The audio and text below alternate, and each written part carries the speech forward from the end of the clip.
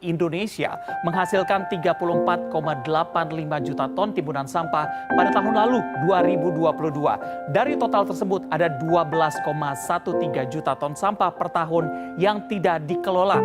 Ironis, kondisi laut Indonesia kini berada dalam situasi kurang beruntung. Beberapa titik sudah jadi tempat pembuangan sampah.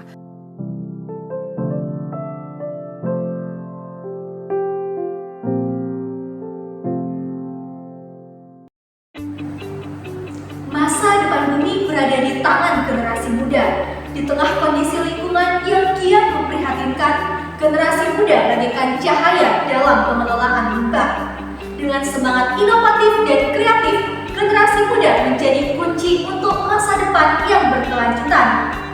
Kami tim Fearless, kontingen dari Politeknik Negeri Semarang dengan bangga mempersembahkan Terapi Cash, inovasi cash thinking melalui pemanfaatan limbah jerami dan ampas tebu guna mendukung go green dan peningkatan ekonomi sirkular.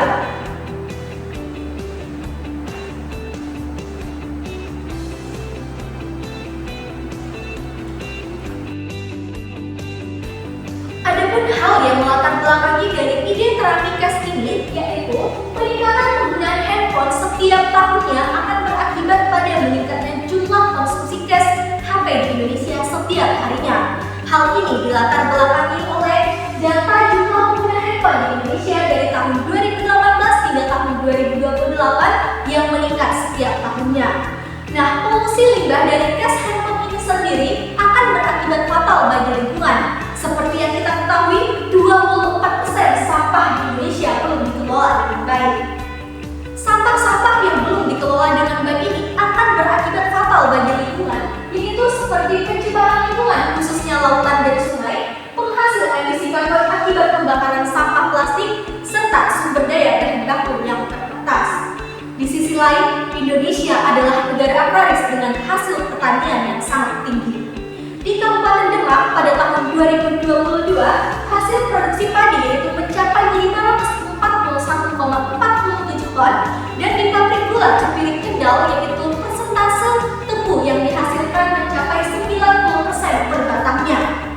Nah, selama ini pengelolaan limbah jerami dan limbah tebu belum optimal dilakukan, di mana 39% digunakan untuk pakan ternak, 36% digunakan sebagai pupuk, dan 7% untuk keperluan industri. Berdasarkan permasalahan-permasalahan tersebut, maka terapi cash hadir sebagai solusi inovatif dan kreatif dalam pengurangan limbah plastik dan pemanfaatan limbah jerami dan ampas tebu sebagai cash thinking.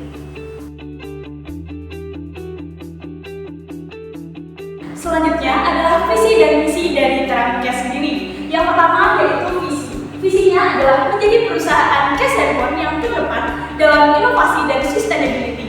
Selanjutnya adalah misi. Misi dari terapi cash sendiri yaitu menciptakan produk cash handphone yang stylish dan tahan lama, berkontribusi dalam mengurangi limbah plastik di lingkungan, mendukung sustainability dan memberikan pengalaman yang menyenangkan bagi pengguna dengan cash thinking.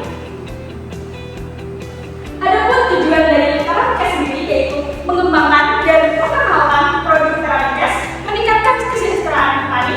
Selanjutnya ada meningkatkan nilai jual produk dan produk yang ramah lingkungan. Analisis SWOT sendiri yaitu yang pertama adalah kekuatan. Kekuatan dari terapi cash sendiri yaitu bahan baku yang mudah didapat, minim pesaing, harga dapat bersaing dengan produk pasaran dari produk ramah lingkungan. Selanjutnya adalah kekurangan atau kelemahan dari terapi cash sendiri yaitu belum dikenal masyarakat secara luas.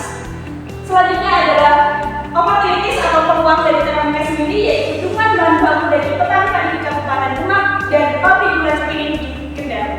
Yang terakhir ada tantangan dari terapi cash sendiri yaitu terdapat banyak produk cash yang lebih dikenal oleh masyarakat secara luas dan mudah diikuti. Selanjutnya yaitu proses produksi dari terapi cash ini sendiri, di mana terlebih dahulu kita mengumpulkan limbah jerami dan limbah ampas tebu, kemudian kita rendam menggunakan kapur. Setelah itu kita keringkan di bawah sinar matahari selama 3-4 jam. Setelah kering maka kita haluskan. Setelah halus kita campurkan menggunakan perekat bahan alami dari pakai singkong dan kita campurkan dengan warna alami. Setelah itu kita tetap menggunakan mesin moldcast. Setelah itu kita tunggu 3-5 hari. Setelah dicetak, maka desain pada belakang case ini dapat kita cetak. Setelah itu nanti akan kita kemas menggunakan painting kit. Selanjutnya yaitu ada analisis STP, di mana secara demografi yang menjadi target kita yaitu pria dan wanita usia 12 hingga 60 tahun.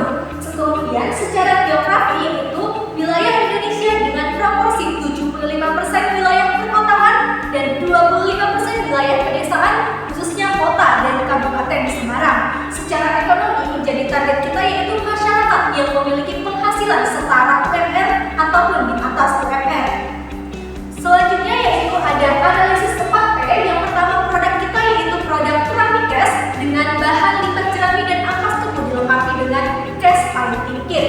Kemudian untuk flashnya sendiri, di mana nantinya kita akan melakukan penjualan secara konsinyasi, baik itu ke konter-konter HP terdekat atau ke toko aksesoris. Kemudian price, di mana nantinya kita akan menjual produk Keramikes ini seharga Rp15.000 dan secara promosi kita akan menggunakan target promosi bagi dengan memperluas relasi. Selanjutnya yaitu strategi pemasaran yang kita gunakan berupa strategi pemasaran AIDA, di mana untuk attention-nya sendiri di sini kita akan melakukan pemasaran secara online melalui iklan.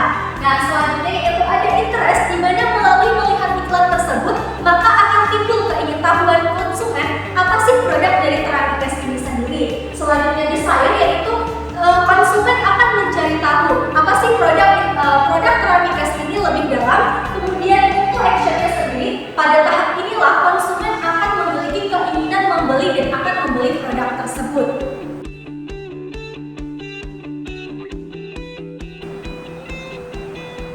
Selanjutnya, analisis ilustrasi penjualan.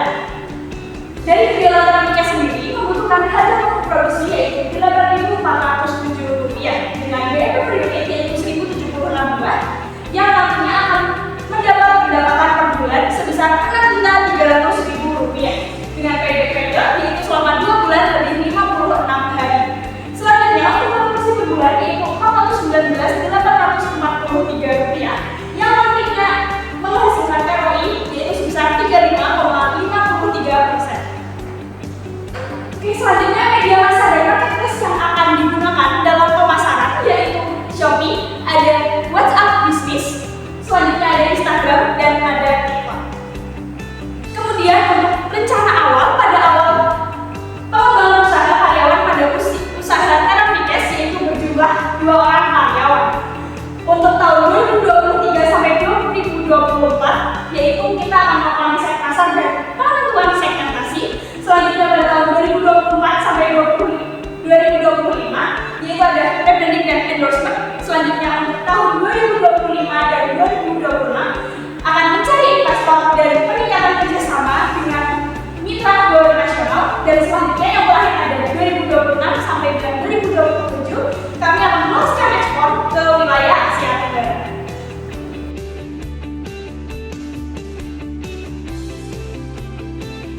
Sampah bukan masalah, tapi tanggung jawab bersama. Kelola dengan bijak, jaga bumi lestari.